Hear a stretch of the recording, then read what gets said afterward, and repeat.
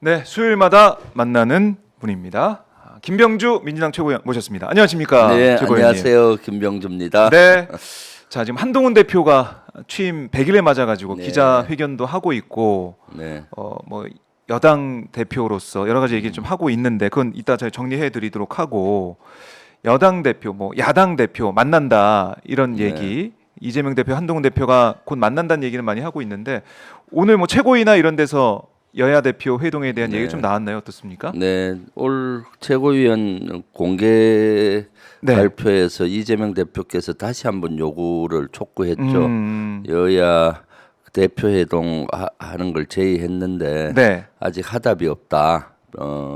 빨리 그 민생도 해결해야 될 것이 많은데 네. 빨리 좀 하답을 했으면 좋겠다라고 말씀을 했거든요. 저쪽에서는 아직 이것저것 정리가 안 되니까 네.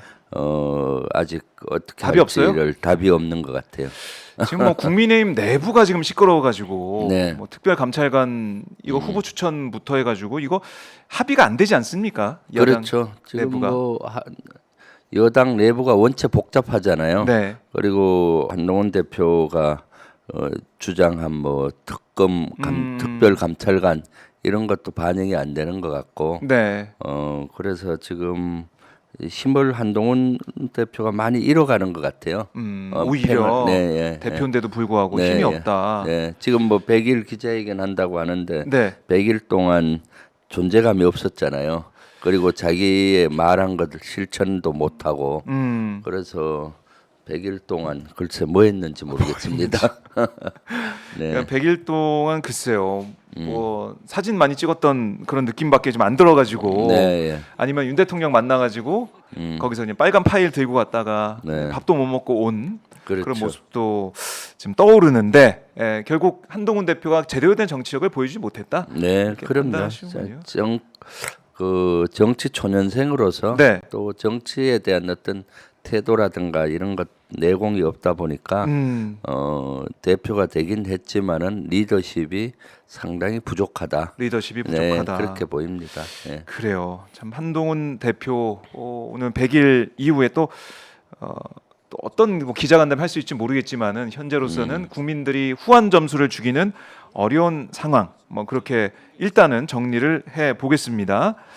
자, 그리고 지금 안보 상황이 많이 불안하고 한데 네. 오늘 최고위에서도 안보에 대한 얘기 네, 아니면은 있었죠. 윤석열 대통령 뭐 국방 정책이나 안보에 대해서 제대로 못 하고 있다는 지적 이런 것 좀 나왔던 것 같은데 네, 네, 어떻습니까? 그렇죠. 지금 안보 상이 아주 위중하잖아요. 네. 특히 우크라이나의 북한군이 러시아로 파병을 가고 또 우크라이나 전선에 투입한다는 정황들이 발표되고 해서 네. 그런데 그거는 그렇다 하더라도 윤석열 대통령이 거기에 막 그 전쟁에 휘말려서 스스로 막 앞서 나가는 것 같아서 그것이 상당히 위기 사항이죠. 위기다. 네, 그래서 우리 당 최고위에서도 이것은 상당히 위기다. 여기에 대해서는 강하게 우리가 대응을 해야 되겠다라고 예. 해서 오늘 제가 최고위 발표할 때도 필요하면 법적 대응까지 하겠다. 법적 대응. 어떤 법적 예를 대응 들면 말씀하십니까? 창간단 같은 경우 보내면은 네. 국회 동의 없이 보내면은 국방부 장관 탄핵 등 법적 대응을 하겠다라고 얘기했고요. 원래 네. 파병을 보내면은 국회 동의를 받아야 되잖아요. 근데 꼼수로 부대 참관단. 파병이 아니다 하면서 참관단이니 뭐 모니터링 반이니 뭐 해서 보내는 걸 추진하고 있는 것 같은데 네. 이렇게 되면은 헌법도 위반되는 거고 법을 위배한 소지가 많기 때문에 이런 그렇군요. 경우는 국방부 장관 탄핵 사유가 되잖아요. 네. 그래서 그런 것도 발표를 했고요. 또 그다음에 외환 유치제라는 게 있어요. 외환 밖에 외환을 유치한다는 의미인데 외국과 공모를 해서 네. 전쟁을 어떤 촉발하게 하는 제 이것이 외환 유치제인데 네. 지난번에 한기호 의원하고 그 신원식 안보실장이 나눈 대안은 외환 유치제에 해당될 수가 있어요. 우크라이나와 협조해서 북괴군을 네. 타격하고 희생이 생기면은 심리전으로 쓴다.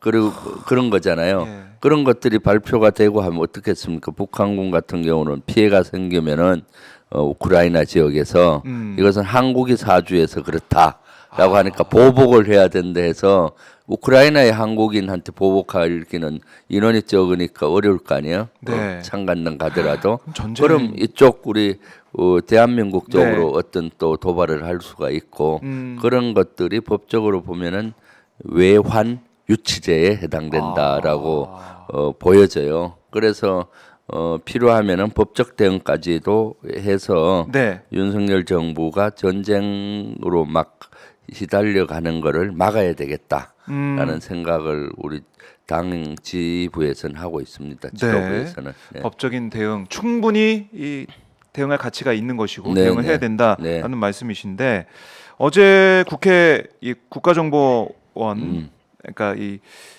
국정감사 중간 브리핑에서 국정원이 최근 북한군의 우크라이나 파병에 대응해서 우리 정부가 현재 이른바 참관단 그러니까 북한군 포로에 대한 신문조 이걸 파견해야 된다는 주장을 하고 있는데 참관단이 뭔지 이거 좀 자세하게 좀 풀어주세요. 참관단. 참관단. 참 참관단이- 머리에 좀 와닿지가 않아서. 그렇죠. 뭐 참관하고 온다는 겁니까? 뭐 행사를? 그것도 아니잖아요. 가서 지켜본다는 얘기인데 네. 참관단은 그냥 어거지로 만든 단어예요. 군에서 뭐 참관단.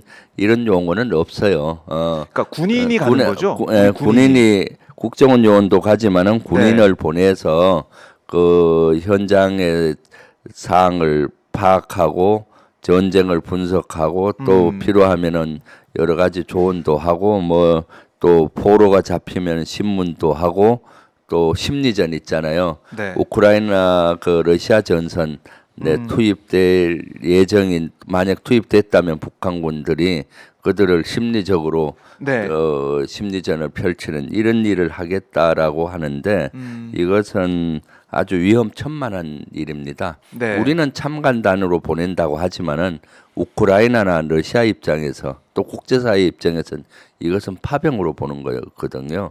군인이 가는 거니까 참관단이란 건 없어요. 군대 뭐 전쟁하는 처음 나라에 들어봤어요. 예. 전쟁하는 나라에 구경 가는 겁니까? 아니죠. 그래서 이것은 그냥 그 국회 동의를 받지 않고 일부 군인들을 보내기 위한 꼼수 용어로 보이는 국회를 거죠. 우회해서 이제 네, 보내기 네. 위한. 지금까지 보면은 부대 파병 같은 경우 국회 동의를 받았고 네. 개별적으로 뭐 몇 명 가는 경우 연락반이나 대표단이나 뭐 이렇게 가서 상주하는 경우는 국회 동의를 안 받았어요. 그러다 보니까 국회 동의 없이 보내려고 하다 보니까 네. 무슨 부대 무슨 부대 파병 이렇게는 안 하고 참관단이다, 뭐 모니터링반이다, 아하. 또는 뭐 연락반이다. 아직 용어도 통일이 안 된 것 같은데 이런 네. 용어를 써서 용어를 혼란하는 전술이죠. 그래서 꼼수 파병, 국회 동의 없이 보내는 꼼수 파병으로 보여지기 때문에 네. 제가 오늘 아침에 이걸 확실히 최고위에서 경고를 했습니다. 이거는 꼼수 파병이고 이건 명백히 파병이고 네. 국회 동의를 받아야 된다. 국회 동의 받아야 된다. 만약 안 받고 보낸다면은 국방부 장관 탄핵까지도 검토하겠다라고 얘기한 거죠. 그때 뭐 윤석열 정권, 그러니까 정부에서는 이거 전장을 좀 분석하면서 전쟁 교훈을 얻기 위한 네. 그런 명분이다. 그리고 비전투 병력을 보내는 거기 때문에 문제가 없다. 뭐 이런 주장을 하는 것 같습니다. 문제 없는 건 아니고 아주 문제가 심각하죠. 그래요? 예, 파병으로 보니까요. 이런 사례가 2003년도 이라크전 발생했을 때도 네. 이와 유사한 사례가 있어요. 2003년도에 이라크전이 발발하니까 이라크전은 미국이 이라크를 응징했던 그런 네. 거잖아요. 이라크가 9.11 테러와 관련이 돼 있다. 또 WM 대량 살상 무기를 가지고 있다. 이걸 제거해야 된다는 명목으로 미국이 공격을 했는데 네. 이때 이제 우리나라에서도 국방부에서 참관단 전쟁 분석팀을 보내자. 전쟁을 분석해서 우리 걸로 교훈을 삼아야 되잖아요. 참관하면서 전운팀이라고 했는데 전쟁을 교훈을 분석하는 팀 네. 4명을 선발했어요. 그래서 우리가 이렇게 참관단 즉 전운팀을 보내겠다라고 라고 하니까 미국이 그 당시도 한미동맹이 공고했는데 콧방귀도 안 끼는 거예요. 무슨 소리야? 우리는 된다? 목숨 걸고 전쟁하고 국가에 존망하는데 구경꾼이 구경하러 온다는 게 웬 말이냐? 네. 노한 거예요. 그러니까 4명을 뽑아놓고 거절당한 거 아니에요. 네. 그래서 이제 묘안을 짠 것이 국방부에서 그러면은 앞으로 우리가 파병할 수 있으니까 파병 협조팀을 보내겠다. 그래, 그건 좋다. 파병하려면 사전에 현지 조사도 하고 해야 되잖아요. 뭐 파병한다면 좋으니까 미국 입장에서는. 그러니까 네. 파병을 해야지 무슨 창간팀을 보내냐 하고 처음에 노했는데 파병 협조팀으로 해서 4명이 갔고 명칭에 따라 네, 이제 그 반응이 이후에 이제 실제로 파병이 됐잖아요. 서해부대, 제마부대에서 공병부대, 네. 의무부대가 갔고 나중에는 자이툰 사단까지 갔잖아요.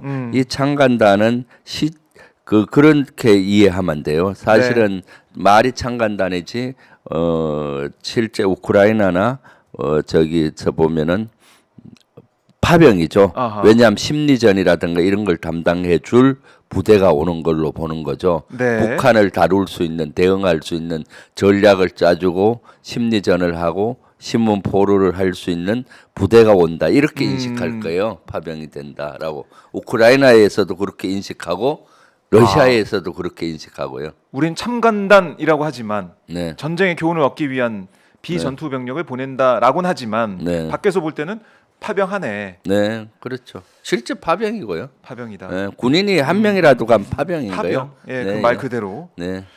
자, 근데 젤렌스키 대통령하고 윤석열 대통령은 뭐 전화 통화도 했다라고들 보도가 어제 네. 막 속보가 막 뜨더라고요. 그렇죠. 그래서 우리 뭐 자시하지 않겠다. 러북 군사야 자시하지 않겠다라고 윤 대통령이 네. 그렇게 했고 젤렌스키 대통령은 네. 북한이 전선 투입 임박했다. 그 네. 외신을 보니까 실제 투입이 돼가지고 한 명 빼고 또 다 사망했다 이런 보도까지 나오고 있고 우리 정부의 이런 모습 자시하지 않겠다. 또 윤석열 대통령이 살상무기 뭐 경우에 따라 보낼 수 있다 이런 뉘앙스를 또 풍기고 네. 있고 아까 언급하셨는 것은 신원식 지금 실장과 한기호 의원의 문자. 네.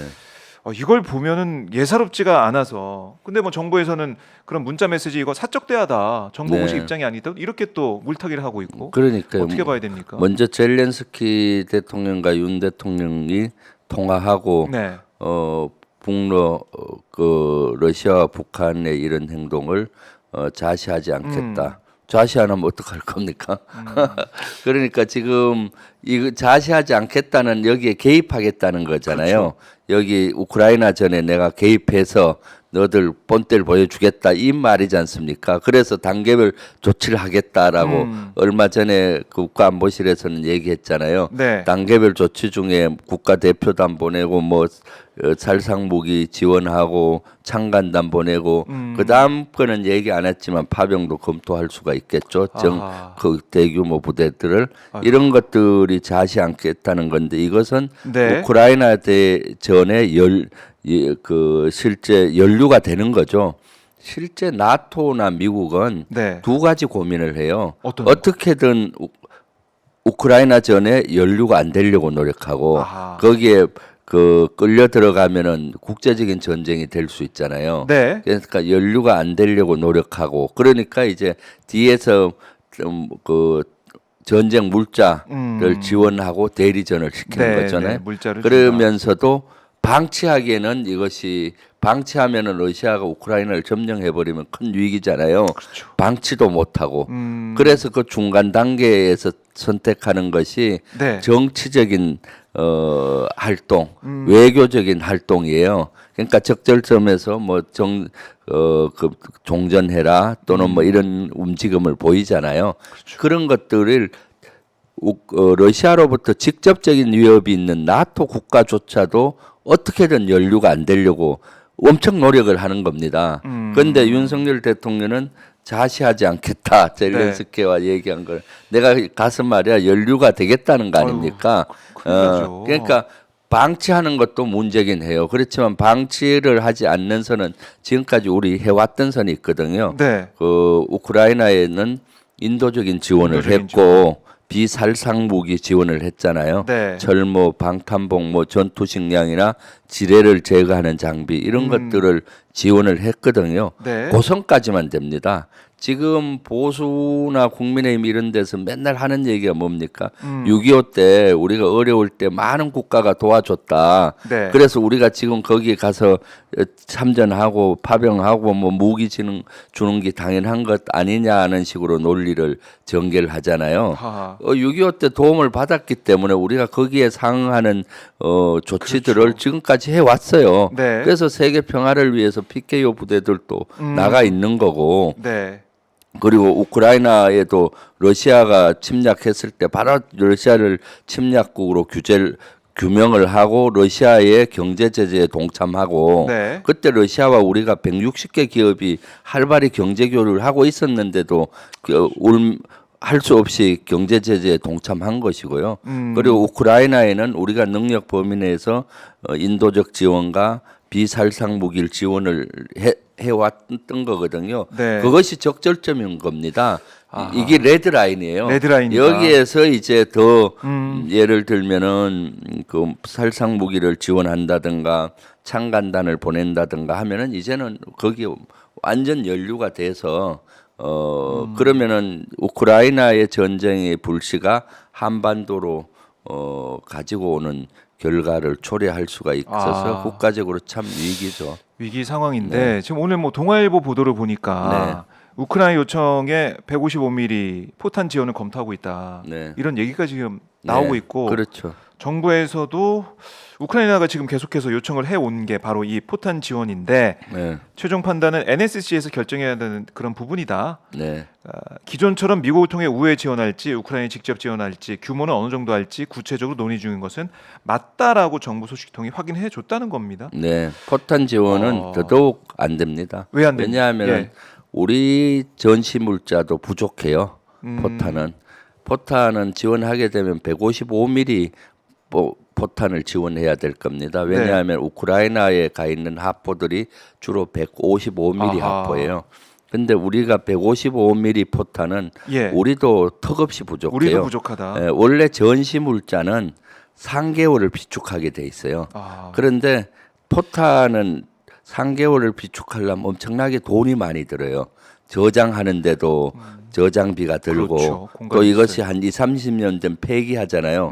폐기할 때 또 엄청나게 돈이 들고 포탄이기 때문에 그래서 3개월만 경제적으로 도저히 감당이 안 돼서 그 어쩔 수 없이 기준을 포탄은 2개월치 보유하라라고 2개월. 기준을 만들었어요. 그 2개월치도 155mm는 한 반밖에 못 갖고 있어요. 그래요. 보안상 뭐 구체적으로 얘기는 할 수 왜 그런 현상이 있는가 하면은 우리의 10년 전까지 우리 주 하포가 105mm였어요.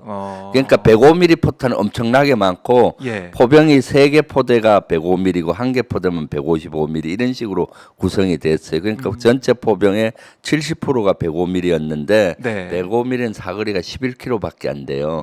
155mm는 40km까지 개발하면서 155mm를 주포로 쓴 겁니다. 105mm는 도태시키고요. 그러니까 155mm 포탄을 그때부터 축적을 해야 되는데 155mm 포탄을 뭐 1년에 무한대로 찍어낼 수가 없잖아요. 그래서 지금도 우리가 비축 물자가 155mm는 턱없이 전시 물자가 부족한데 지난번에 한 50여만 발을 미국을 통해서 우회 지원했다는 의혹을 제기하고 실제 사실로 거의 돼가고 있잖아요. 지난번에 임종덕 그 의원이 안보실 2차장을 했던 임종덕 의원이 50만 발 미국으로 수출한 것 아니냐 수출했다라고 얘기한 걸로 봐서는 미국을 통해서 50여만 발 간 거거든요. 근데 또 보내면은 당장 우리가 전투력의 공백이 생기는 거고 그다음 그것은 우회 지원이든 우크라이나의 직접 지원이든 이젠 더 이상 안 된다라고 안 된다. 네. 그게 비단 뭐 이 전쟁의 위험성을 가중시키는 부분도 있지만 우리 쓸 것도 없는데 어떻게 또 보낼 수가 있느냐. 우리도 지금 우리 안보 전쟁을 하는 나라잖아요. 전쟁을 하는데 잠시 멈추고 휴전하는 상태이기 때문에 실제 우리가 문제지 않습니까? 그러니까 더 이상 155mm 보내서는 안 된다. 포탄을. 안 된다. 이거 중요한 부분은 지적을 해주셨고.